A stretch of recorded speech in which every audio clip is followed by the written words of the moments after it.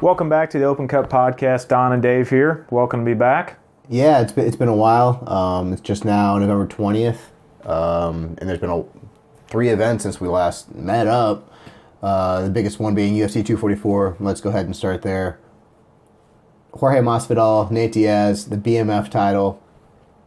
Overall, what did you think of the spectacle that was the main event? Not the card in general, but just leading up to this, the fight itself, and then maybe any aftermath. It's funny and so different because a BMF belt, and you have something that's not even a real thing, but they made a real thing. You get The Rock involved. He's handing the belt out. I thought it was cool. I mean, it is 2 of the baddest motherfuckers that you've seen in the game. They've been around a long time. I kind of like the build-up. I don't think they ever need to do that ever again with any other style because it just kind of be cheesy at that point. Yeah, I don't know. I liked it until I realized they were making a belt. I thought that the fact that they were going to make the belt was it was kind of weird, but I loved that they were promoting it as the BMF title. I didn't need The Rock there. Did you see Murgulata when he moved him out? He's like, all right, see who's the baddest motherfucker. But he didn't save. He said baddest MFer and then pushed him away. And Rogan and them were losing it because it was like he just said that. Yeah, so he did that when they were touching gloves. You can't ever redo this, having a belt made for it, but it is kind of true. Like, these are 2 OGs that have been around, and you really can't say they're not the baddest motherfuckers around, and this night kind of showed who was. Yeah, I think there's a lot of people that would throw their hat in the ring for that, but wouldn't have any argument with these 2 for sure. The baddest motherfucker belt, and it ends with the doctor stoppage. How'd you think of that? I get why, but as many people have said, and what we're probably going to talk about more, is Nate's had that type of cut a lot. Now, granted, he had double cuts around his eye that were pretty big. It was sagging down. The doctor's there to save you. Everybody's going to say, no, it's Nate Diaz. Keep going on. He's not going to give up. Every fighter's going to say that. No fighter's going to say, no, my eye's too messed up right now when there's somebody like him. But when the doctor says it, the doctor has to do it. You have to respect that. Their safety of the fighter. It sucks out of all the outcomes in all the fights that this fight had that happen. But he took a shin to the top eyebrow, man, and he got busted up by Masvidal. So that's a tactic to win. Yeah, and I think it had a lot to do with it being Nate Diaz. The way you're talking about how everyone's like, oh, they're going to say it's Nate Diaz and he's cutting. It's not. I was thinking the same thing. I'm like, there's no way they call this fight. That's Nate. He bleeds a bunch. Not a big deal. Yep. Watching it with my brother, and he's saying, oh my gosh, they call it the fight. Look how much blood this is. Not knowing the history of Nate Diaz's face, and it's like, I think if you look at it objectively, you probably stop the fight there. And what's clouded my judgment until I really stepped back and look at it was that I knew it was Nate Diaz and that this happens all the time, and it's not as big of a deal. I mean, it was a messed up. His face was messed up. Yeah, you're exactly right. I thought the same thing. I'm like, being a fan of Nate Diaz and knowing how tough he is, but him and his brother are the same way. Nick had the surgery for the scar tissue. You get cut up. You get cut up a lot because they take a lot of shots to the face. Nate's the same way. They cut easy. Nate's bleeding every fight. Every fight he's ever fought, he's bleeding from his head. So, yeah, you're used to seeing it, but it was a bad cut. I mean, they got to do it. Tyson Fury's another one. I think back Tyson Fury's last fight when he got double cut there. That could have been a very similar situation. He was lucky to go through with it. He went through and he finished strong. What do you think would have happened if they'd have let it go? I think if they would have let it go, Masvidal probably would have busted him up enough on that eye to continue to have it still be called. Because of the eye later on. Because it happened so early, that was round 3 going into that. I think that by round 4 or 5, Masvidal would attack that eye enough or just had enough touches on that eye that they would have had to call it anyway because it was already bleeding profusely. It was a big double cut. I really don't think the outcome would have been different knowing nowadays the way they deal with the doctor stoppages. Yeah, I agree with the fact that I think Jorge is winning that fight either way.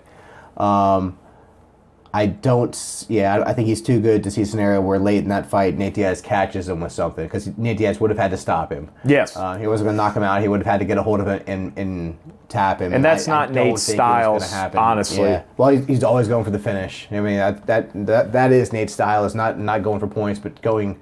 This is a 5-round fight. Yeah. I'm going for the finish. I'm not going to win 3 rounds, or I'm not going to win 4 rounds. I'm going to try and win the fight. Yeah. That's true. I don't know in this situation. I don't think he was going to finish Jorge. So No, I agree. I could have seen him. I think the third round was his best round. Sure. I still think Jorge won that round. Oh, absolutely, yeah. But it was really close compared to the first two, which were not. I think maybe Nate comes out and does better even than that in the fourth round, and who knows, wins the fourth and fifth. Yeah, could have won the fourth and fifth, yeah. But I don't see a scenario where Nate wins that fight. Yeah, with that type of eye. Well, and let's just get into it right now. Talks of rematch, talks of future here. What's your thought process on Jorge and Nate, where they're going to move from here? Or are they going to move together again? I mean, we got to wait and see what happens in December with Kamaru and minus Colby. that. I think that plays a big role in this. Do you? Yeah, I'm not. I don't know. Immediate rematch. I don't know. I don't think so. After that, I think Jorge does deserve the title shot. I wasn't sure if he did after knocking out Askren and having 2 wins in a row, but now after this, that was a great fight, and he honestly outclassed him for the time they were in there. Sure. He won. Not every minute, but he won every round for sure. Yeah. And maybe had a 10-8 round. Looked great against Nate, who's just finished Anthony Pettis. Yeah.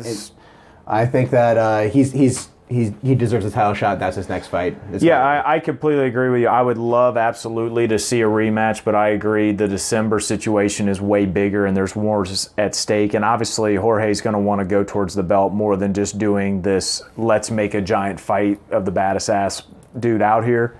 So I agree with that. I mean, monster headliner. I didn't want to see it go out that way, but I wasn't disappointed either. Even with a doctor stoppage. Yeah, I mean, it was a pretty good performance. It was a pretty damn good performance. He looked really freaking good. And there's no doubt, I don't care what anybody wants to say, or Nate or the other guys saying that he wanted to give up in that fight, he wouldn't have lasted.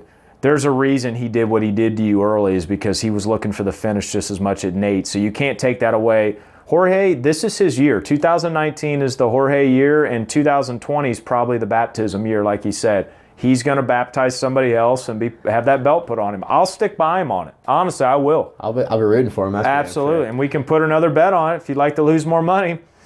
So Nate Diaz, the other side of that. Yeah. I mean, I don't see a future for him or a fight for him in the near future. I think he probably waits and takes the Conor 3 bout way down the road. I think he probably steps away. I mean, he was just out for years. Not fighting isn't a big deal to him. If you told me last February that he's going to wait out for a Conor, I'd say you're full of shit. But at this rate, yeah, that's the best bet for him, because money-wise, hype-wise, and overall saying I am still the baddest motherfucker-wise, without a belt or not, that's the fight that he needs to be involved in. And that's also going to depend on what happens when Conor comes back. And we're going to probably talk here in a little bit, but Conor has a lot of other names on the deck with him that he could be seeing here in 2020, but I hope one of them is Nate. So, yeah, main event, it was a good one. Not the ending we were hoping for, but still a fantastic fight, and Jorge Masvidal looks as good as he ever has. Yeah. Leading up to that, let's see, we had Stephen Thompson and Vicente Luque, unanimous decision. Stephen Thompson. I believe this is what I had said. He's just going to point him. You did exactly right. He's just going to point him. You were spot on a lot on this card. You were very spot on. And Stephen, even said it. He's like, I'm fighting a tough guy that I knew I had to take everything out of him I could with just getting ahead on the points and getting ahead on the rounds, and he did that. I think it was a pretty easy night for Steven compared to what it could have been. Look easy. He made it look really good. He looked very sharp. I'll have to say I was completely wrong on Stephen Thompson. He really came back. He really looked rejuvenated after the Pettis loss. He put on a great performance, and the thing is, it's awesome now because he's right back in the mix of lining up with a ton of big fights here. Yeah, I mean, now that Tyron's that's great. out, yeah. I mean, he's not getting another shot at Tyron, but if he gets several wins in a row. I don't want another Tyron fight. I'm sorry, they don't dance well together. But if he can get a few more wins in a row, then yeah, he is going to be right back in there. It's a win over Vicente Luque was on a hot streak. I mean, I don't think he looked his best in his most previous fight against Mike Perry, but he did win. A Mike Perry to jumping the Stephen Wonderboy Thompson is a ginormous leap, let alone you even brought up the point of being durable is a lot different than being a flat-ass finisher, high caliber. he's got a long way to go. Nice thing is Luque's young. Nice thing is people know about Luque. So I really enjoy to see more lineups with him. I don't think he falls out of the rankings. I don't think he falls into a scenario of he's not anywhere close to that caliber. Stephen Thompson is a ginormous opponent. This man fought 2 fights with Wonderboy or with Woodley, like we said, and wasn't knocked out. A lot of guys can't say that. So wonderful backup fight there. A lot of guys can't say that. Not a lot of guys can say, yeah, Robbie Lawler, there's a perfect example. So, yeah, that was another terrific fight, even being a decision. But, yes, Wonderboy, hats off, looked fantastic that night. So that was my bet. I took a little bit of money on that one.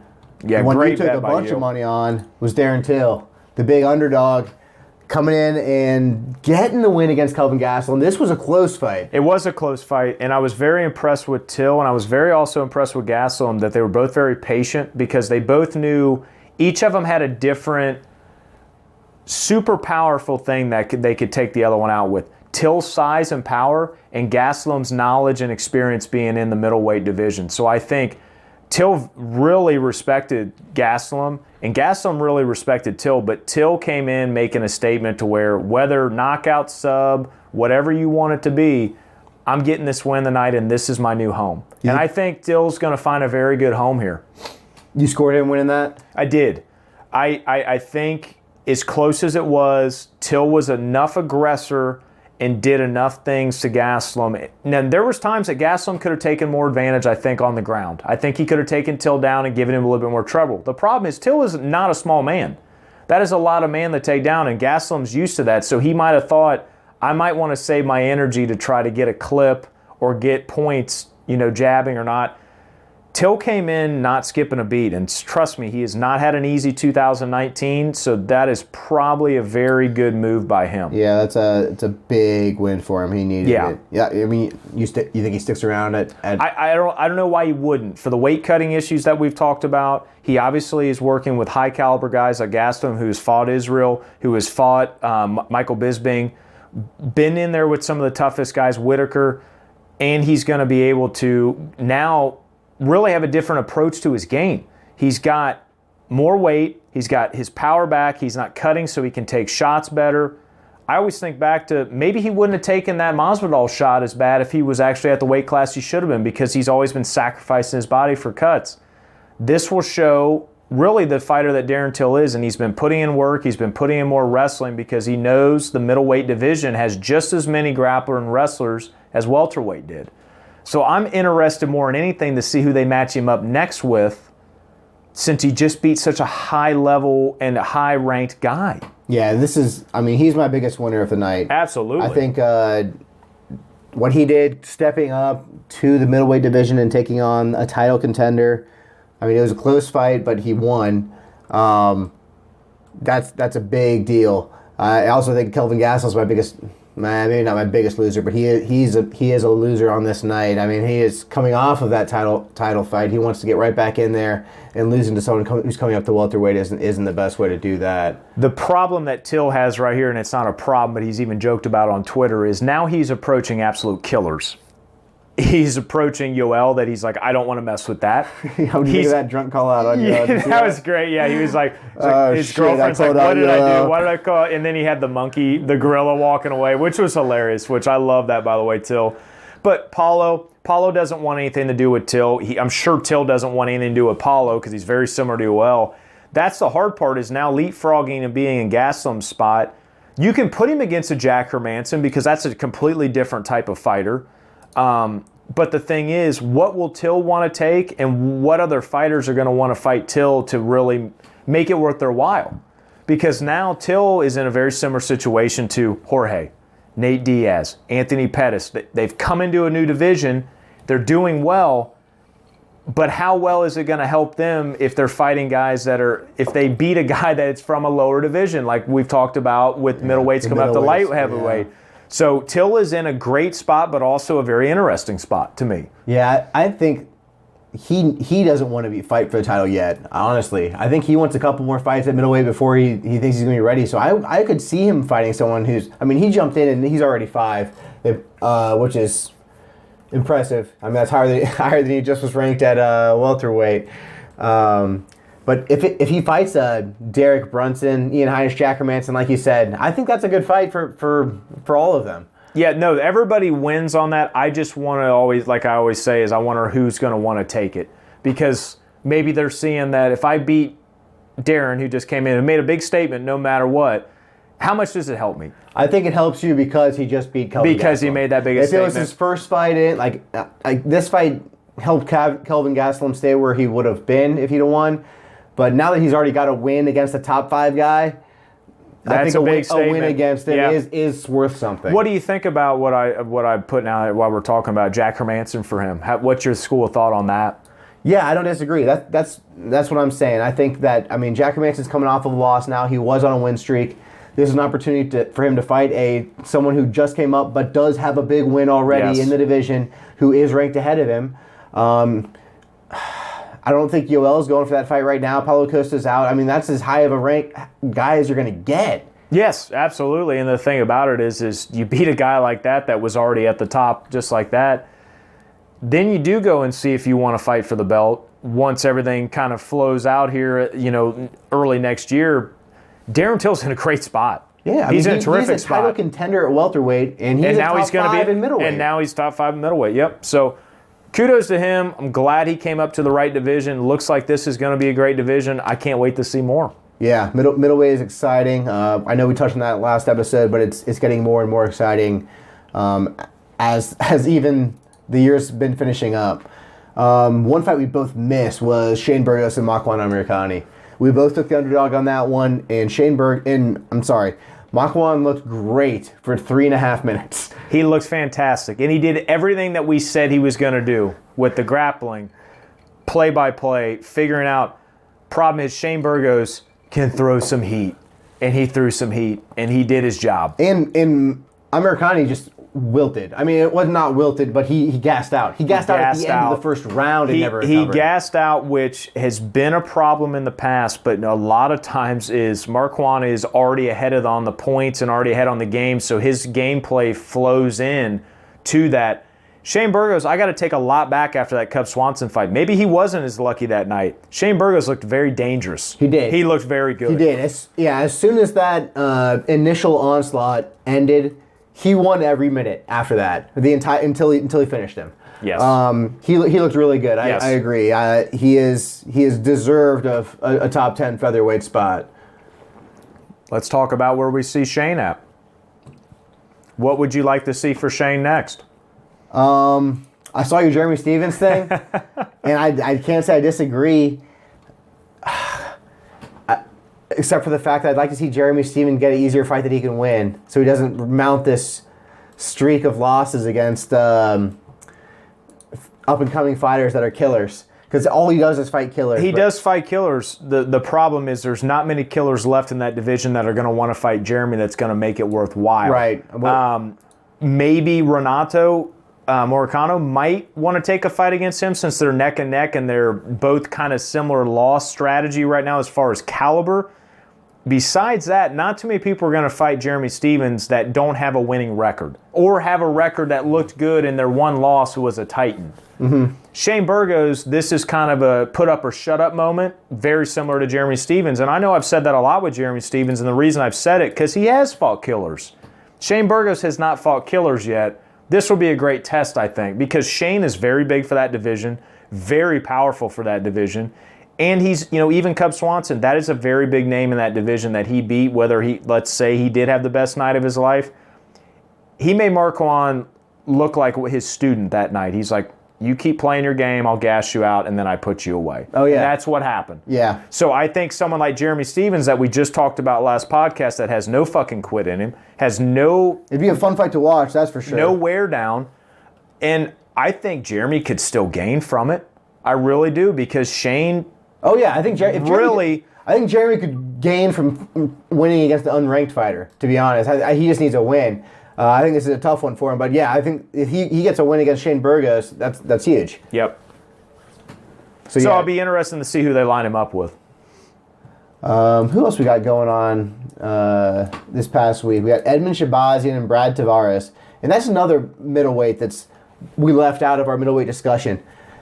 I started watching that fight. It finished in 2.5 minutes.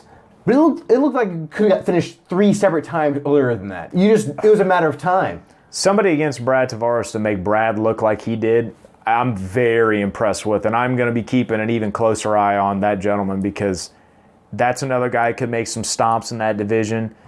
Definitely made a statement that night, and now he's got a plethora of lineups that would be entertaining because he is fast, approaching in the beginning of the fight. He wants to put your lights out.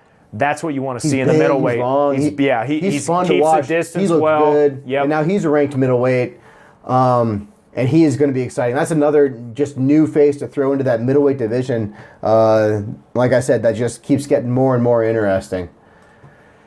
And another one we both missed is Kevin Lee and Gregor Gillespie. Holy heck. We were completely wrong on that.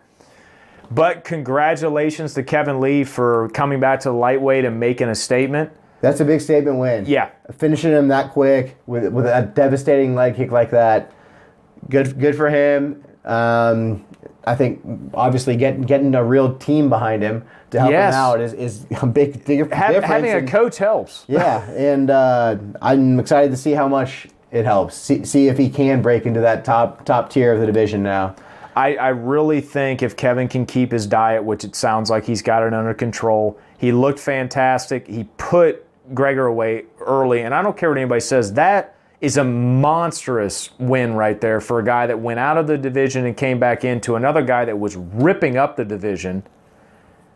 For him right now, if he can stay in the lightweight, there is a lot of great matchups. I'd love to see him and Anthony Pettis, especially with Pettis's... If Pettis comes back down? If Pettis comes back down with everything going on, that's only if Pettis comes back down. If Pettis doesn't come back down, there's a ton of other wonderful fights to have in there.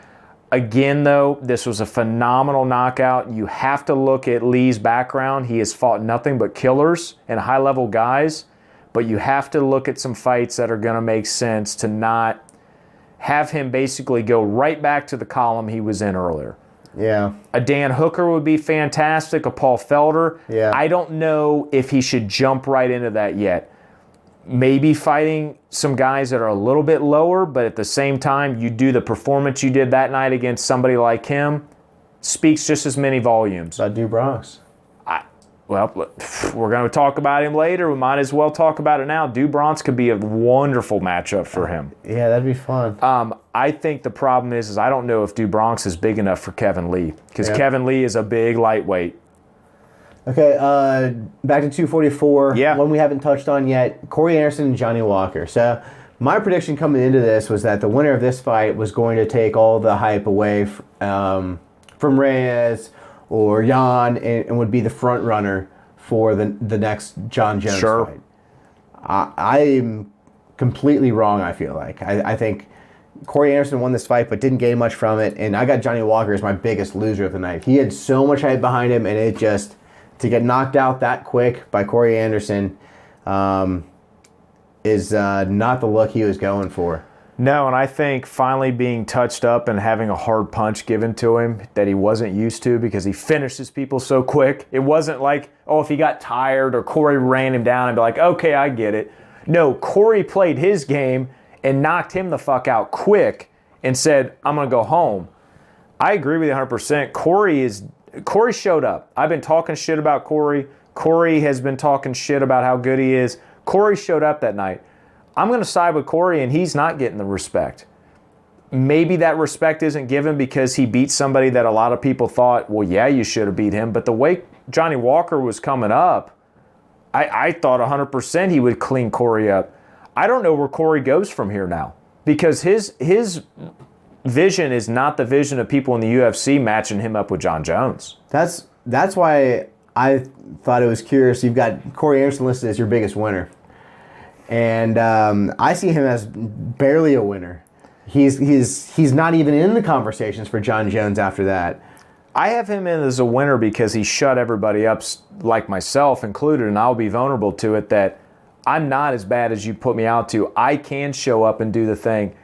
The shitty part is Corey's not getting the recognition of the winning availability, and that's kind of why, in my mind, I want to match him up with Anthony Smith because there is no doubt in my mind, I talked about this a couple weeks ago, you fight Anthony Smith at this point and beat him, who fought John Jones, who climbed up the ladder there, Now myself and everyone else cannot deny you that title shot of whoever it is, whether it's Jones, whether it's Santos, whoever your next opponent is. Smith's got a win over Jan, right?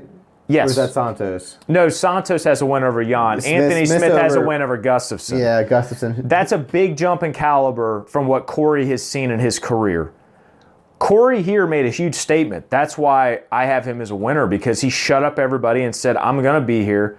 But yes, as far as helping Corey, unfortunately, it didn't in the eyes of a lot of people. Oh, Smith's got that win over Volkan. Yeah. So, Yeah, I mean, those are two big wins. Yeah, the caliber that Anthony has fought compared to Corey is definitely higher. So there's no doubt in my mind that you fight a higher caliber guy who has fought the higher calibers, including the belt holder, then that makes sense. Yeah. I go right back to Dominic and also Jan. They're not deserving to fight Jones either. They need to fight each other, which you have been saying. Yeah, it's just you gotta give John someone or give him something to do. He's one of the biggest stars. He's getting bored, keep him busy. But he's also telling people, if you want me to take an easy check, come on up Jan, come on up Reyes. At least with Corey, or goodness gracious, Anthony Smith might get another crack. That's at least guys that you know can fight with him. Any other fights you wanted to touch on this 244 card? Really, we went back a little. Edmund, I think, over the Brad Tavares knockout, I'm very impressed with that. I'm really interested to see where he's going to go. Caitlin Chokagan on the prelims ended up getting her win. She's definitely in line for Valentino next. That's probably going to be early next year. That's just the way it's gone with the rankings and everything else. I really, really enjoyed the prelims on this pay-per-view. The whole card was awesome. The prelims were knockout fashion. This is probably my favorite card of the year. It definitely with no title fights. And you're exactly right. And what did we say? I said this is going to be fight of the year for Nick and Jorge. Even though it went to what it did, that's still my top 3 fight of the year, just because of the two gentlemen that are in there. Yeah. What that means, how many times could you ever line those guys up? And it worked out perfect. So wonderful 244 card there. Following weekend, we had Fight Night Russia, which was just a catastrophe, really. We're really turning attitudes here. It's going to be headlined by Volkov and JDS, Junior Dos Santos, but he had to drop out with a leg infection. Greg Hardy stepped in to replace him, but that got moved to the co-main event. Zabit and Calvin Kattar, which was supposed to be in Boston, got moved to this. Then it got bumped up from the co-main to the main, but since they were transferred a 3-round fight, it was a 3-round main event fight, and it was just overall uneventful evening. Yeah, it was. A lot of great names. A lot of what I put down is you had a lot of people from different experience levels, to where younger guys, veterans, great variety. Problem is not all of them meshed very well together to create a great fight. Not a lot of movement as far as rankings, helpfulness, or really anything that's making volumes in the sport right now. Yeah. It was really just a card. Nothing that was that big a deal. It happened, yeah. So, headline, Zabit and Calvin Kattar. What'd you think? Zabit wins by decision. Zabit wins very much like I thought he would. He did show some tiredness. He did show a little wear down that I noticed. It was the main event, man. Make it 5 rounds and let's see how much more he's got. Yeah, I mean... That would have been a good one to go 5. That would have been a good way to view. Calvin, I was really glad that he stuck to his boxing. He landed a lot. He looked good. Calvin Kattar looked very good, and he's looked very good all year, so I don't take anything away from losing there. I think sticking in with someone like Zabit and going decision, who Jeremy Stevens went to decision at, a lot of lower guys have gone there with him at. I think really it doesn't do much for either there. It wasn't the most exciting fight. Same thing with Alexander Volkov and Greg Hardy. I think Alexander could have put him away. I think Greg Hardy showed great cardio and great experience coming in with a guy that high level. I think the outcome should have been a lot different than a decision on a 3-round fight, to be honest with you. Even at the heavyweight division. He won every round, but he should have... He should have finished him. Yeah, I saw this going one of two ways. This being one, or I guess I didn't see this long of a fight. I could have seen a scenario where Greg Hardy finishes him early with a huge punch, but Volkov won, but didn't look great doing it. No, and you could tell he wasn't happy about it at the end. They didn't even interview him about it. They're like, we'll see you next time. Greg Hardy doesn't hurt, doesn't help. He was thrown into a situation where you just fought quickly into another fight of ginormous proportion of skill level. And I really think, honestly, Greg did a great job coming in there, even though, you can't blame him the way he fought. That is just such a different type of fighter to fight. I'm just no time to prepare. I mean, he was coming in off like 3 weeks' notice after just fighting. Yeah, and I'm really surprised the UFC did that. I guess they took a gamble hoping that maybe Hardy would knock him out. That's a huge deal if Greg Hardy knocks him out. Derek Lewis style. Yeah. This card, the sad thing is, the 2 biggest actions that happened and the only 2 knockouts were Danny Roberts, who just came off a ridiculous knockout a couple months ago, and also Magomed Ankalaev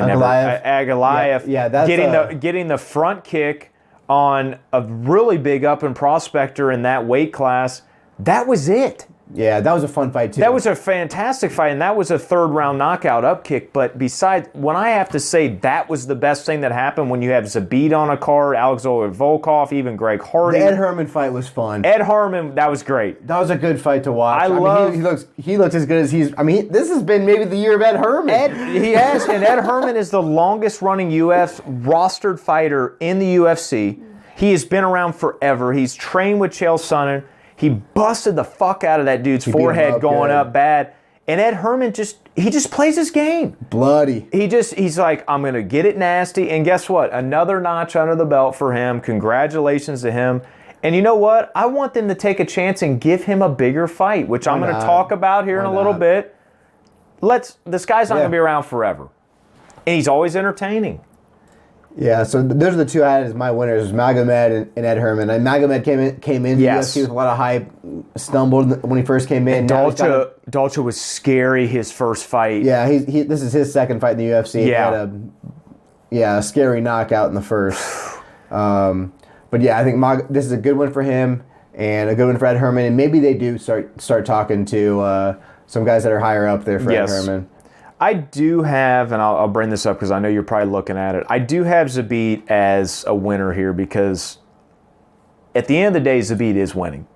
Zabit is winning. Always winning every fight. 14 in a row now. So at this rate, he has every bit of pot of coin in his bag to say, guys, I'm going to put it all in, put it on black, and let me know who I'm going to fight next that's either going to get me that title shot or is the title shot, because everybody above him is above him in experience, but everybody above him is either in a title shot or getting ready to fight for a contender spot to get to the title. So if that next person ends up being Jose Aldo or he ends up fighting Brian Ortega or Zombie winner, he absolutely deserves both of that. So winning is winning, and that is why he's my winner of that night. Yeah, I mean, he's another guy that hasn't really fought the most elite, but he's got that win over Jeremy Stevens. That's it all counts, pretty damn nice. Well, and the thing about Zabit is all of his wins have been dominant, whether it goes to decision, sub, whatever you want it to be. He does not let the other fighter even come close to the cards.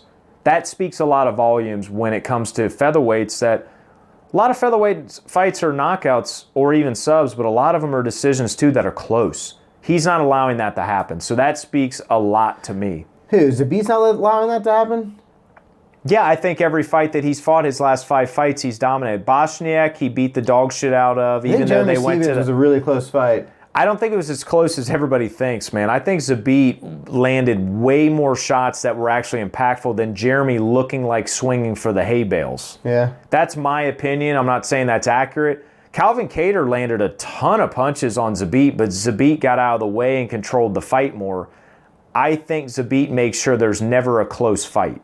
I think in both Calvin Kattar's fight and the Jeremy Stevens fight, it looked like if it had gone a couple more rounds, it might have turned to a 5-er. Yeah, that's a great point. No, because that hasn't happened yet to him. That would be probably Zabit's biggest test. Let's get a 5-rounder. Let's give him a not title fight 5-rounder. Can he get a? This is my personal opinion. I don't think he needs to jump to Brian or Zombie yet. I think he needs to do Jose Aldo, a veteran. Yeah. Now, granted, that'd be great. I know Jose's going to ban him.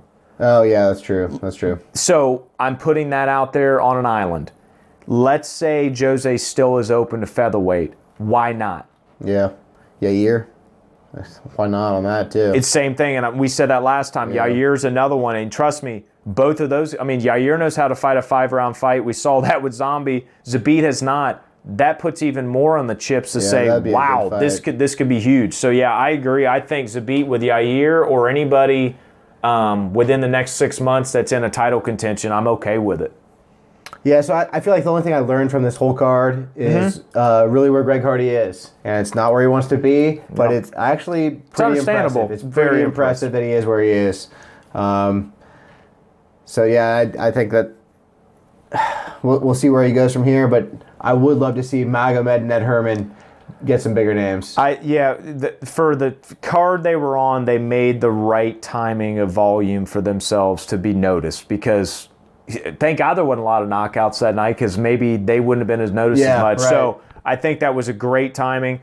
I do feel bad. I shouldn't say I feel bad. Moscow lost on their fighters that night.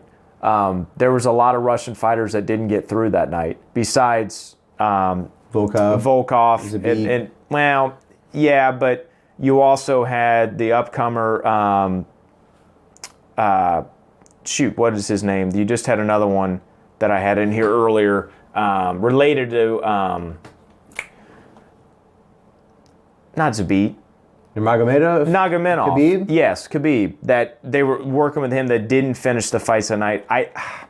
Danny Roberts knocking out Imandev, I think that was a huge statement that night because I think bets were hedged against Danny Roberts to lose again. So I think some of the fights that they thought were in the bag didn't happen. Yeah. If that's my point. Yeah. It sucks they didn't get a true main event. They didn't get. That's kind of also where my school of thought was, is there wasn't a true main event for them to really hype up being there in Russia. And also going what we just talked about again, a lot of the matchups here are from the winners kind of make sense and nothing spectacular. So yeah, your Ed Hermans, and getting Magomed, get some newer names in there because really nobody else benefited. Greg Hardy, I put down to going against Maurice Green. We talked about it. Yeah. I think that's a great matchup. Besides that, everything else falls in line. Calvin Kattar, I did think a great fight for him coming off a loss against this caliber. Renato's coming off 2 losses to very high caliber guys. Aldo and obviously Zombie. That's a huge test for Kattar. That's a huge test for Moicano. Yeah, I think both of those make sense. I would love to see Greg Hardy and Maurice Green. I think that'd be like I said, spectacle. lazy eye against Felon, man. I love it. And then this past weekend we went to Brazil. Fight Night 164 in Brazil, headlined by Jan and Jacare's first attempt at light heavyweight. This is a pretty good card. I would say the main event didn't really live up to it. That was a snoozer. Jan wins by decision. You think it was the right decision? I do. I going completely opposite of what we just talked about. It definitely could have went both ways, and I wouldn't have been mad if Jacare would have won it. I was not very impressed with. Happened. No, I was not very impressed with Jacare or Jan's performance, and everybody's been talking about that.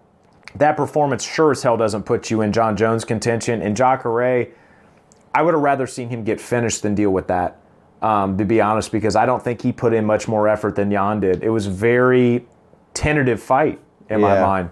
Nothing happened. I mean, the first round they were just up against the fence, clenched. Yeah. Second round they swung for a bit, were on the ground for a bit. I mean, it's just never really.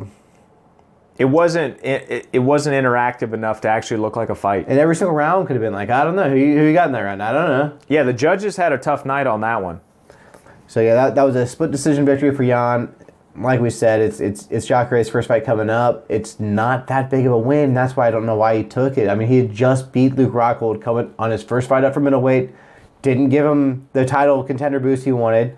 Now he's fighting Jacare on his first fight up from middleweight, and it's not going to give him the contender boost he wanted. I think the UFC knows that, though. I think they know very much, like John Jones and other people in the organization, that Jan isn't really ready. They've watched enough light heavyweights in the history of the light heavyweight division that they know probably Jan is not to that caliber, but he's right there. Yeah. Feeding him middleweights may not seem the best for right now. You can't just go right into a title defense or into a title contender spot. Jan has to understand that, okay, if I'm fighting middleweights that are coming up, it may take a little bit longer, but I'm putting money in the bank, I'm winning, I'm adding to my record, and eventually I will have that bigger fight. Jan needs to fight Anthony Smith, or he needs to fight somebody else that has fought other light heavyweights consistently to prove himself. You made the greatest point ever. Dominic and Jan fight middleweights coming up to light heavyweight. Fight each other, prove who's the better one, then you can go and see Jones. Yeah, You're exactly right. And until that happens, these guys have nothing to bitch about. Because Dominic knocking out Weidman was great. It's still a middleweight. It's still a middleweight that is probably past his prime. Yeah. Yeah, I agree. I think, it's sounding like Reyes is going to get the next shot. That's kind of why I'm thinking Corey Anderson and Jan. They're both in the same boat. They're beating these guys, but they haven't beat anyone that's elite. Yeah. And let's put them against each other and see who takes the next step. But I agree. I don't think he's title ready. No. So that was our main event. It went 5 rounds and nothing happened. Co-main event: Mauricio Hua and Paul Craig. And he said, "Why are they putting Paul Craig up against Shogun?" Well, it was a close damn fight. It was. You had a great point about it because I was like, why are they giving Paul Craig to Mauricio Shogun? It's like, because he needs a win. And Paul Craig is going to benefit a lot from it. And Paul Craig looked really good coming out the gate. He did look really good. He landed, Shogun got busted up. Now, Shogun knows how to take punches. He knows how to bide his time, which I thought he was trying to do against Paul Craig. I think he was trying to let Craig tire out because Craig does get tired easily from my past fights I've seen. There was like maybe 15 seconds where he just covered up and let Craig let rip at him. Yeah, it's like, all right, that's the end of the round, and I'm good to go. And I was like, okay, well, your face looks like you got fucked up by a dog, but at the same time, he came right back in. I completely don't agree with a draw on that. No? No. Who you got? I got Paul Craig. Yeah. I really have Paul Craig in it. I think the amount of volume punches and just the aggressiveness in that round, I hate to say it, I love Shogun, but I think Paul Craig got the victory. I think and so. he got fucked on it. Yeah. I think he did. But you saw what they said. There was a judge that ranked that 10-8. The first round. In the first round. Yeah. A 10-8 round is either a drop or in a situation of a takedown. Neither of that happened. No, it's domination. I don't think you have to check a box or anything. I think you can dominate a round and... Okay, did Paul dominate a round, though? That's my question. I know he fury... Exactly. I understand. That's my point of... I think they may have said, that could have been a 10-8 round on the broadcast. I wouldn't have... I would not have scored a 10-8. I would have scored a 10-9. Yeah. I would have scored that fury from Paul and obviously the visible bust-upness of Shogun. He never was injured. He never dropped. He never looked super vulnerable. He covered up like you said. He took a lot of damage. He took a ton of damage. I get that. That's why I go for a 10-8. If he dropped and got back up, 10-8. That's my personal opinion again. But Paul Craig, volume-wise, I think he beat him by 50 punches easy. Yeah. That were significant. Significantly won that first round, and then the second two were close, and I think that he did win that fight as well. It's a shame because there's no point in doing a rematch there. There's nothing that gets any of these gentlemen anything, even as well as Paul fought there, because that was probably the best fight I've seen Paul fight, even with a veteran that's seen a lot of guys. He's an older veteran. I think both those guys are going to take some time off, and it's going to take a while to get them a lineup, whether Shogun wants to fight again. He's been talking about 2 fights since 2012, Right. At the same time, Paul Craig was just knocked out a little while ago by Menfield. So it's not like his background has been terrific either. Yeah, I think he looks good, though, and I hope he gets some boost for this and does get another fight turned around pretty quick. You're talking about how Hua may step away. We didn't really talk about Jacare. He's like 3 years older than Shogun. Yep. He was coming up for a title run at light heavyweight because he wasn't getting it at middleweight. Do you think he steps away? Because I'm thinking at this point, what's there for him? He's now ranked. He's a ranked middleweight where he replaced Shogun, so they got him higher than Shogun. But what's there to stick around? You're 40, man. You're not gonna get up to that level if you can't beat Jan. No, and the thing to me is, it all comes down to his decision. Does he want to keep fighting? Does he want to keep going through the wars that he has? Like you said, besides being 40, he's ending his career now in a weight class he's never been in, which is a bigger weight class. But honestly, in my mind personally with him, is I'd stay in because I just fought a guy that's been knocking people out in my normal division. I would take another crack at light heavyweight, and then if you do get knocked out, then maybe that's like, you know what, I'm 40, I'm fighting in upper divisions, I'm kind of Anderson Silva myself right now, I'm just taking fights because it's all I know. He's ranked, but is it really a rank that... Yeah, Anderson Silva just got ranked too. Exactly. Yeah. Exactly. He's ranked, but what positions of guys want to fight him now? Because he had a lackluster fight against a guy, and that also pisses probably more guys off in light heavyweight. Jan, you're fighting middleweights, and you're not killing them. Yeah. Besides Luke. What the fuck are we doing? He pretty much killed him. He killed Luke, yeah. But, I mean, if it depends on how much Souza wants to test himself. If Jacare wants to test himself, go fight Johnny Walker, who just lost. If you don't want to test yourself that big and get hurt, fight a guy that's been on some losses. Allegedly, Iro Tifi's getting ready to get lined up with OSP. No, I'm hearing Derek Lewis at heavyweight. Iro Tifi's moving to heavyweight. Oh, I'm sorry. OSP is looking for a fight here come February. Yes, Iro Tifi's moving to heavyweight. To my point, there's a bunch of guys saying bye-bye and a bunch of guys above you that are sure as hell not going to... Like, Alexander Rakic is not going to fight you. He's on a winning streak and he's looking to climb up the ladder like the rest of the guys. It's all personal opinion to Jacare at this point. Yeah. What do I want to do? Let's see. Leading up to that fight, Charles Oliveira and Jared Gordon.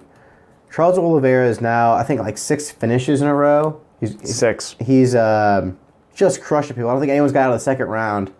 His last loss was to Paul Felder, but since then, he's been incredibly impressive. I have him as my biggest winner of the night. He was the latest Brazilian on the card that came away with a win. They were loving him going in, and he put on a minute and a half of a show before he finished the fight by a TKO. I mean, he's got all these sub leader in UFC history, and he finished I think he's had like 2 of his last 3 finishes. Which is so badass to see because it just goes to show he's got everything. And he's been doing it so long, and what is he, 31? And he's super active. Yeah, he's always active. What's he, 31, 32? I think he's like 30. Yeah, he's not... he's seasoned in a young body, and he's fun as shit to watch. I wanted to get your school of thought on this because I saw that you have him potentially lined up with Kevin Lee. Give me your school of thought on that. Why you think that? I just thought with Kevin Lee coming back down and Charles Oliveira coming off this win, I think Charles Oliveira going up to that ranking makes sense. I want him to get a big fight. I mean, he's been winning all these guys so convincingly. I want him to fight someone with a big name behind him that is going to get people talking. I think Kevin Lee, now coming off that fight with Gregor Gillespie, Kevin Lee fighting someone who's lower ranked than him makes sense because all the guys that are higher ranked than him, I don't think he's there yet, but this would be a good test for him and see how his new team deals with it. But I think that's the kind of guy Charles Oliveira needs to fight next. He doesn't need any more of these unranked lightweights. He's finishing everyone super quick, and he can't get any respect. I think a win against Kevin Lee coming off of that knockout would get it for him. So here's why I disagree with that in a very respectful way. Kevin Lee, last fight in 2017 was Tony Ferguson. After that, he fought Edson Barboza. He fought Al Quinta, Rafael RDA, and Gillespie that he just knocked out. He lost to RDA and he lost to Al Quinta and he beat Edson Barboza, which is a ginormous win, and then Tony Ferguson was a loss. If you go down and take a look at Charles Oliveira's record, whether as long as he's been fighting or not, Jim Miller, who's a seasoned fighter that he beat with a sub, Tay Moore, who is no longer a threat in the division, Nick Lentz, who is now out of the UFC, and Jared Gordon, which I want to ask anyone who the fuck Jared Gordon is, because I didn't know who the fuck Jared Gordon was. That's the guys that he's beating, which is fantastic. He's on a 6-fight winning streak. Jumping him right into someone like Kevin Lee, I think he gets worked. I wanted to see him fight somebody that just fought a high-level opponent, Kevin Lee, who ended up losing to it, but was working guys a little bit higher class. Medeiros, Vince Paschal, and Rinaldi. Gregor Gillespie.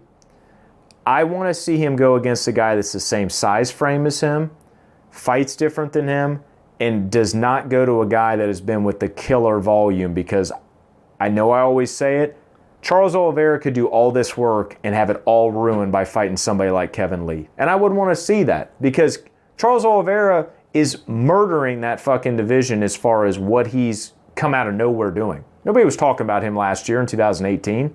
He's just finishing people left and right. Now he is.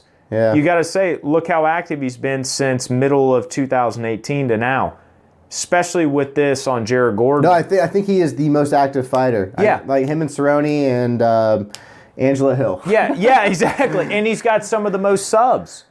So in the history, The most subs. Yeah, now, And yeah, the most you're actually performances right. of the Yes, night. but yes, exactly. So And I yeah, think the you're most dealing finishes. you're dealing with a guy in UFC history with 13 submission wins and having tied for the most finishes with Vitor and Anderson that we've talked about. That's pretty fucking big. I don't want to ruin all that by having him fight somebody that has only in their career been fighting absolute monsters.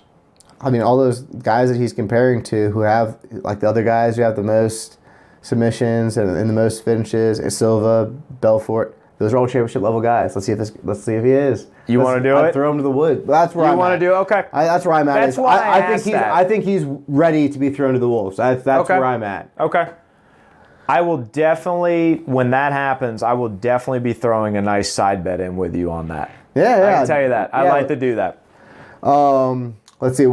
Randy Brown had a big win. What do you think about his performance? I was worried in the beginning because Alves got on top of him and started looking for some submissions, getting some legs. Randy kept his composure, and honestly, that first round, he kind of rode it out, and then came into the second. I thought it was going to happen again. He was going to get on the ground. Warvey was going to get him in something. No, he put in and went in for the triangle, went in for several chokes in there. I thought the only way Randy would beat this fight is on the feet. Beat it on the ground against a veteran like Warvey Alves that I was very impressed. And I mean, I've talked about it since that Nico Price fight. It seems like that hammer fist on the ground woke Randy Brown up. I'm really impressed with that win. Since then. I was very impressed with that win. James Krause beat Sergio Moraes. Sergio Moraes is on tough times right now. It's been a while, I feel like, since he's had a win. Sergio Moraes, I looked at his record, and he was absolutely shredding that division from like 2014 Usman, right? to Usman. After that, it seems like everybody figured him out, which... I don't think he's got a fight since Usman knocked him out. And Usman doesn't even knock people out. No, that's... Yeah. That's Usman's one knockout highlight. Yeah, we talked about that. That's like, that's your highlight. But the thing that I think about it with him, people figure him out easy. He doesn't have the greatest tank, and if you chop his legs up, Warvey Alves that really fought good at him, jiu-jitsu. they chopped his legs up. I mean, Alves absolutely chomped the fuck out of his legs and basically finished him with leg kicks. Same thing, James Krause beat the shit out of his lower calf and then finally got the finish. Krause landed so many shots and then just started fucking around with it because he's like, I'm going to finish you. Sergio needs to go bye-bye. Panther no longer needs to be in that division of the UFC for his health. James Krause, he's been training Megan Anderson. He was on the second reboot of Tough. He was already a UFC fighter on there for the Bring Back series. James Krause is definitely a name you're going to need to keep an eye out for. Do I think James Krause is anything absolutely crazy in that division? No, but you know what I love about him? Two things. I don't care about a belt, and I just want to go in and make a statement. That's the type of guy I want to watch because he's going to want to do good play. He's going to, no matter what, want to do anything to win. He's going to want to go for those bonuses. He's going to want to go for those nasty fights like Sergio. He could have finished him several times. He made that a painful long fight for him. So James Krause could be a name that we might talk about a little bit more as far as maybe some better matchups for him. I thought for James Krause, for a guy that's unranked who has been around the UFC a long time, but he's not been very active, Gunnar Nelson, coming off of 2 losses. I believe 3 losses now, unranked. That's a very big test to a guy that's unranked also. Yeah, that would be a big test. I mean, Gunnar Nelson's got the big name, and that would be a big win. Any other fights you liked on this card? Ricardo Ramos, man, just spinning back elbows as always. Garagori that we talked about earlier this year, which we were very impressed with. The Uruguay card, very impressed with him. Ricardo Ramos is really coming into his own. He's had his ups and downs, but I was very impressed with the pressure on him. There's definitely going to be some more open fights for him. I don't have anybody that's really electrifying to line him up with right now. But I think in the future, if he gets another win, we'll be talking some top 15ers. It was an alright card overall, I'd say. It really was a uneventful main event, which led to a poor kind of night to it. But like I said, Charles Oliveira had a huge welcome. Great finish. Crowd loved it. And we got to see Hu and Paul Craig fight to a draw. So that was that. Before we get into any predictions, I'm just going to go through a little bit of history that's gone down since the last time we talked. Walt Harris's daughter was apparently abducted, or who knows. She's still missing. He had to drop out of his fight against Alistair Overeem in D.C. That's coming up this next weekend. Jairzinho, just coming off of his win at 244, stepped in, and he will be taking up that spot.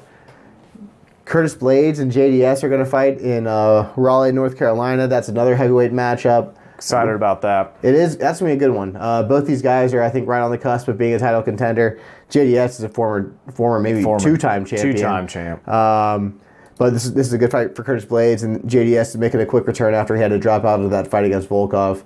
And then Derek Lewis and Ilir Latifi. I don't think this fight is official yet, but everyone seems to think this is happening in Houston, which would be great for Derek Lewis. And this is Ilir Latifi's intro to the heavyweight division. And please give me your thoughts on this. Why? Please give me your thoughts on this. Why is this happening? So I was going to say, like, the first thing that came to my mind is, man, we just saw all these middleweights move up and get knocked out. If you're moving up in division and you want to do it well, you should work up the division like Anthony and Thiago did. Anthony Smith and Thiago. You need to move up your division. Don't jump right into the killers, and then work up. That's what Whitaker did. Worked out for him. Then we just talked about Till today, and I'm thinking, I was going to have this argument how you should just take it easy. Till's fighting the number 4 ranked middleweight when he was the 8 ranked welterweight, and he comes in and gets a win, and now it's huge for his career. That's why you do it, because if you do step up and win, it's huge. But to me, Derek Lewis gets nothing for winning this. This is a showcase for him. This is gonna be they're trying to give him a win in Houston, is what I'm thinking. Yeah, you're probably exactly right, and all I can think of is Derek Lewis knocked out a guy that probably had 5 inches on him. Now he's going to fight a guy that might have 4 inches lower on him. Yeah, he's got 5 inches on. This is going to be a problem. So congratulations, Derek Lewis, on the win. We'll just go ahead and put that bet in and just not even bet on it. So Jeff Neal and Mike Perry, that's going to be an interesting one. That was added to UFC 245. Ian Heinisch and Amari Akhmadov also added to UFC 245. This is all good. I mean, we did lose that Robbie Lawler fight, and Mike Perry wanted that. He ended up getting on the card anyways, which is good. He's fun to watch. Rob Font, Ricky Simone got added to the D.C. card. Wonderful addition there. I like that. That is. I really like that. Yeah, that was definitely a fight I did not see coming, so I'm glad to see that. And then Frankie Edgar, Corey Sandhagen. What do you think about that fight? Thank you for asking. Yeah, I'm very, very optimistic with Frankie Edgar dropping to Bantam. Because I think about when Frankie was the lightweight champ and the things that he was doing there before all these nasty monsters come in. And then he moved down to featherweight. And he was still doing great. And now he's going to Bantam. Whether his age or not, I think he could be a terror down there if he can make the weight. Corey Sandhagen is a young upcomer. We talked about it. He is dangerous. I've been very impressed with him. I'm on his bandwagon a lot. I am probably more interested. Young upcomer, very dangerous. You're on his bandwagon a lot. Okay, go ahead. I am. I never thought he'd fight Frankie Edgar. So this is why I'm torn. I don't have either side with either of these. I am being optimistic. I had no fucking idea what's going to happen here. Because you have a guy that is a legend, a champion, and has been now in 3 different divisions, and you have a young up-and-comer who has been in one division who is very dangerous against someone... Wins. I'm sorry? Has some good wins. Very good wins. Frankie Edgar has a lot of great wins. And now he's being in a weight class he's never been in. I'm thinking of someone else who's a young up-and-comer, very dangerous, you're on his bandwagon a lot, named Yair Rodriguez. Well, I was on Yair's until Mexico City. And then Frankie Edgar just blew his face up. Yes. That was maybe the most disturbing fight I've ever watched. Yes. Do you think this is a similar type situation? I mean, I see a lot of parallels. I'm glad you went to school because I didn't, because you're using better verbiage on it. That's exactly what I'm worried about. Is this going to be a fight like that? Because I don't know. Because when he fought Yair, I thought Yair was going to do what he was doing to like Philly with this, switch kick in the air.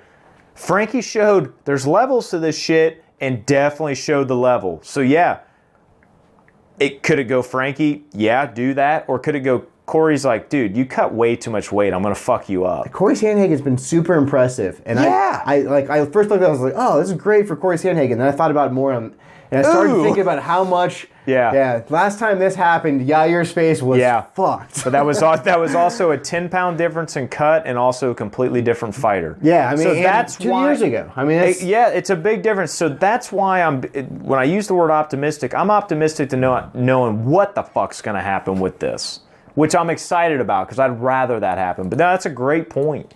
And then another fight I want to touch on, just because we just talked about this as a possibility very recently, is Maycee Barber and Roxanne Modafferi. And I do feel like both of these fighters, they get a win. It's a big deal for them. Yes. Roxanne Modafferi's been around a bit longer. Maycee Barber's got a lot of steam behind her. She can take that from her if she wins. Maycee Barber, Roxanne Modafferi is not ranked much higher than her, but she's got a lot more experience than her, and I think this also would show a lot for Maycee Barber if she can get a win. This is a big test. This is definitely a stopper test for Roxanne, the show. I tweeted out to Maycee today, actually, to say, how are you going to finish this fight? Because she's finishing every fight, and she's violent as shit. I'd love to see if she can do that again, because at that rate, the UFC can say, absolutely, we're going to get you some bigger fights. Yeah. I don't know how much bigger. I talked about Andrea Lee last week. Personal opinion again, I think she would need to fight Andrea Lee. I think she runs through Roxanne, but Roxanne is very durable. She can take a lot of shots. She's great on the ground. She's good at keeping distance. Experience is smart. And obviously experience. So this is an interesting fight to see how a true woman brawler goes against somebody that's experienced in the sport. I think just seeing on what Weili Zhang just did, yes, that it's going to be easier for the UFC to get behind a woman coming up so fast to give them a title shot because of how new the sport is. You're exactly right. It's not as deep of a division. Yeah. But seeing how, Zhang just came into the division, few fights, championship fight, won, kind of opens up the door for that kind of thing happening. It's a longer road, yeah. So people leaving the UFC: Curtis Millender cut, Manny Bermudez cut, Derek Krantz cut, Andrei Sukumtoth cut, Gilbert Melendez also released. He hadn't been very active at all lately, and then Ben Askren retired. No surprises to me, to be honest with you. Curtis Millender, I've never been Derek a fan Krantz, of. maybe. No, my God. His last performance against Song Yadong was terrible. He looked old. Yeah, he looked like a 2013 fighter in the UFC. I'm sorry. You're right. Andre, we know the background of him. He's not shown up ever since the Sugar Show. Gilbert Melendez, come on, man. Gilbert was murdering it over there in Strikeforce. Hasn't won a fight. And hasn't won a fight. And trust me, the Diego Sanchez fight was phenomenal. That's it. Yeah. When he fought, He just fought this last year. I'm so sorry. Allen. He fought Allen this last year. Yeah. Aaron Allen. It wasn't the greatest fight. It wasn't the worst fight. Everybody there released. Ben Askren, let's touch on this a little bit here with the retirement because I know I've gone over a lot. I've had a lot of opinions on Askren. I want to hear your opinion on this. Nah. Good? Good? Good where he's at. Good makes sense for him. Everything on it. Yeah, I think so. I mean, he was retired. He was coming back to take a shot at the title. I mean, that'd be the only reason he was coming back. Sure. Coming off 2 losses like that, he's not going to get a shot at the title. He wasn't around it to keep fighting. Yeah. He wanted a shot at the title because he got the other 2 and wouldn't get this one. I think it is fitting though. Jorge Masvidal did end that dude just like he said he did. You're all welcome for ending that dude, and since then, done. Well, he gave Ben a reality check. It's hurtful to say, but Ben came out and even said, he goes, I wasn't good enough. Whether that means that maybe 4 years ago he could have been good enough, or maybe the matchups were different and good enough. We talked about he fought Douglas Lima, okay? He beat Douglas Lima, who is now the welterweight champion. Just beat Rory. And beat Rory. So he has fought badass dudes.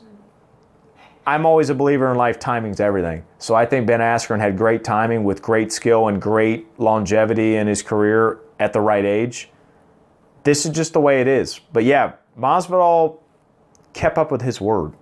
Oh yeah, just and like I'm real happy about it. He ended him. Yep. Ross Pearson, did you see that clip? Got knocked out with the Rolling Thunder after retiring from MMA. And Ross Pearson doesn't get knocked out a ton. He's been in the UFC and other promotions a lot. A Rolling Thunder knockout, man, that might be the highlight to say I need to just stop. He already said he needed to stop. But this is what happens. They jump right back in, and look what happened. He jumps right back in a promotion that most of us didn't even know was happening, and he was out, cold limp. If you retire, you should retire. Yes, keep your brain intact. And then Jason Knight and Artem Lobov. Woo! Finished. 2 finishes, Artem Lobov. Apparently, Jason Knight, who knows how to fight guys in a bathroom stall. Oh, yeah. That was great. That was great. Yeah. That made me so excited because there's going to be a third rematch. You think so? I'm hearing Jason Knight, Paulie Malignaggi now. Dude, I already saw that. I'm like, this is weird enough, but I got to give it to bare knuckle boxing. They're making it happen. And you know the worst part is Jason Knight and Lobov have said the same thing. I'm making more money here than I was in the UFC. Yeah. Because they're sacrificing so much more they were in the UFC. But the good news is I'm still going to watch it on YouTube. I'm not paying for it. Love you. But at the same time, I'm glad he beat him because if he got fucking cleaned up again, it's like, who else is going to fight him? I know. You're going to have to start bringing guys out of the woodwork. Bare knuckle box. You're going to have to start bringing guys out of the woodwork. But that was pretty cool. All right, so before we call it a day, UFC is taking a little bit of a break over Thanksgiving time. Little gobble time. They're coming back December 7th, and that's the D.C. card. That was going to be headlined by Alistair Overeem. Like I said, Walt Harris, it is still headlined by Alistair Overeem. He was supposed to fight Walt Harris, and Walt Harris is no longer going to be able to fight. Jairzinho stepping in for the main event. You got him winning, right? You got him beating Alistair Overeem? I do. I've talked earlier this year that when Alistair Overeem fought Alexei, after coming off of dealing with the Francis knockout, he's been dealing with guys that he can beat. I don't know at this point, Pavlich was another good win. I don't know with the power that he's about to experience with a younger guy who has been walking through people like how Walt Harris was. Like I said, if Walt Harris fought him, if JD, I don't think it would be good for Alistair. I think the matchups he's had the last 2 fights have been in his favor. I think the power, speed, and youthfulness, he's going to get cleaned up. I think it's going to be another first-round finish. Oh, man. First-round finish in Alistair Overeem. I mean, it could happen. He's on a streak. It's heavyweight. It's heavyweight. Right, heavyweight, right. Yeah. Stefan Struve returning from retirement to fight Ben Rothwell. And again, I don't think you should, once you retire, I think you should be done. Should be retired, yeah. I got Ben Rothwell in this one. I wouldn't be surprised if he finishes Struve. Yeah, I'm in agreement of it. I think Struve, between the health issues and being out for a while, and then Ben, being back in it. Ben hasn't had any bad losses. They've all been decisions. Yeah, he's been going the distance. He's been going the distance. So if he was getting knocked out, I just think Struve, like you said, I think the trend of the night is stay retired when you need to be retired. Aspen Ladd making her first return since getting finished against Jermaine Durandamy, against Yana Kunitskaya, Thiago Alves, Tim Means. And then what do you think of the Rob Font, Ricky Simone? That was kind of a late add to this card. Yeah, I love it. I've been a big fan of Rob Font. I think his skill level's super high. Ricky Simone, I'd love to see him come back after the Faber knockout. I think Rob Font pieces him up. I think Font's got too much on the sub game and too much on the hands. I think he puts him in a situation and subs him. I just think he's a better fighter, honestly. Yeah. I can see it. So I see you have Mr. Ricky, so that'll be interesting. Yeah. Maybe I got behind the hype, and I don't know. I was very surprised when Uriah Faber knocked him out that quick. I'm looking forward to bounce back. And then the only one we didn't touch on was Marina Rodriguez and Cynthia Calvillo. We both got Cynthia Calvillo on that one. Anything else you got on this DC card before we head out? I put a statement out there. Now, granted, Condit and Mickey was not on this. We lost Mickey and Carlos Condit, which, I think that would have been a very enjoyable fight. That would have been a good one. I'm going to say at least one individual in this card will retire that night, put their gloves down on the mat. Look at what you got. You got Ben Rothwell that came back, who's been a legend of the sport. Stefan Struve coming back. That if he loses, he's already retired. He might do it again. Tim Means has been around forever. Thiago Alves has been around forever. You got a lot. Alistair Overeem's been around forever. You have a lot of fighters that are approaching the end of their career, and depending on the outcome. And if Carlos Condit was there and lost, that would be different. I definitely thought that he'd been there, but I stuck to my guns. I still think someone will put their gloves down that night, or they will announce within a couple of days. Yeah, I hope it's a good one. I hope it's a good go out, honestly. Yeah, there's not anything that's going to be really division changing out of here, but you never know. It could be. But it could be a fantastic card. Yeah. Yep. So that's December 7th, and we'll see you after that. See you guys.